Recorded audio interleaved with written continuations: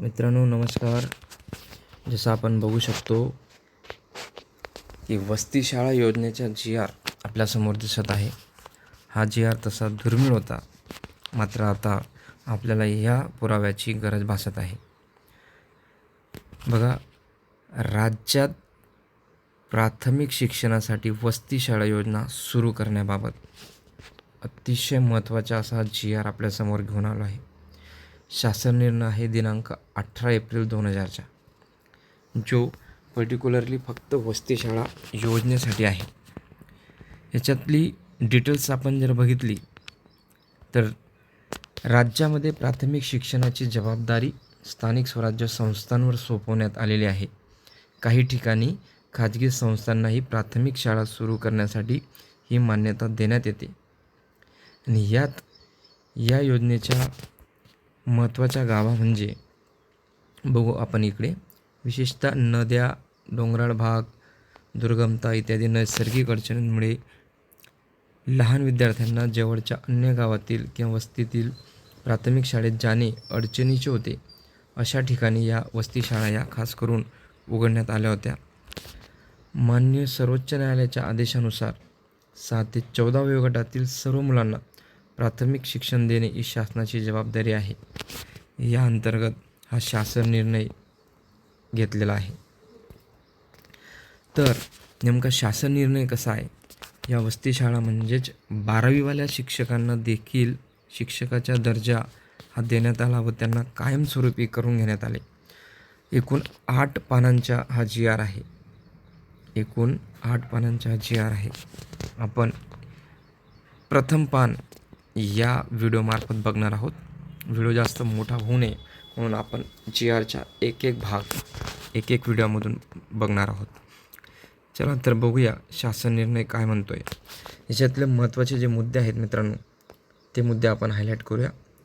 मुद्दा क्रमांक 2 जो आहे, याच्यात वसती शाळा योजनेच्या तपशील सोबतच्या जोडपत्र अ मध्ये दर्शवला आहे, जो आपल्याला पुढे दिसेल. मुद्दा क्रमांक 3 आहे. 3 म्हणतोय की राज्यामध्ये कार्यान्वित असलेल्या जिल्हा प्राथमिक शिक्षण प्रकल्प, ज्याला आपण DPP म्हणतो, प्राथमिक शिक्षण समृद्धी कार्यक्रम व आमची शाळा या प्रकल्पांतर्गत संबंधित जिल्ह्यामधून संबंधित प्रकल्पासाठी मंजुरी असलेल्या निधीतून वसती शाळा सुरू करण्यात याव्यात. आर्थिक बाब संदर्भातला मुद्दा इथे मांडलेला आहे.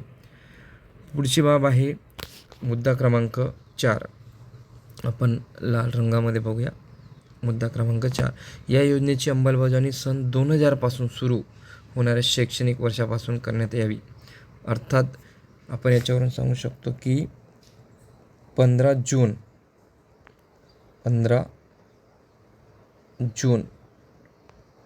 2000 पासून हा GR सुरू करण्यात आलेला आहे, असं म्हणायला काही हरकत नाही.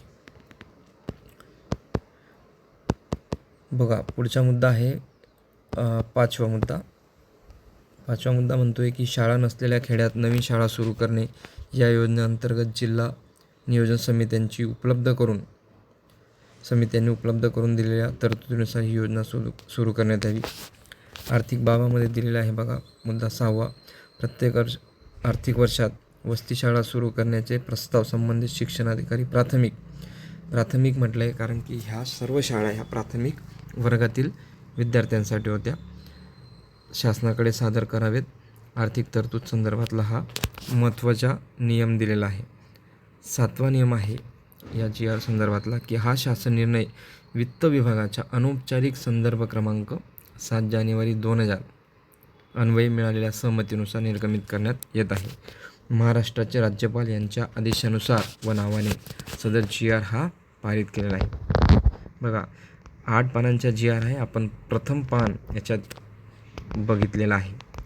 हा एक सबळ असा पुरावा आपल्या सर्व मुख्यमंत्री युवा कार्य प्रशिक्षणार्थींसाठी उपलब्ध झालेला आहे. आपण सर्वजण या GRचा अभ्यास करून त्या धर्तीवर कोर्टात देखील शासनासमोर हा मुद्दा मांडू शकतो व आपणही कायमसेवेत कसं शासनाने घ्यावं यासाठी हा महत्त्वाचा पुरावा आपल्याला मिळणार आहे. या GRचा एकूण पुढचा भाग आपण पुढच्या व्हिडिओमध्ये बघूया. तोपर्यंत आपला व्हिडिओ चॅनल्स बघत राहा. यूट्यूब चॅनलला सबस्क्राईब करा. धन्यवाद.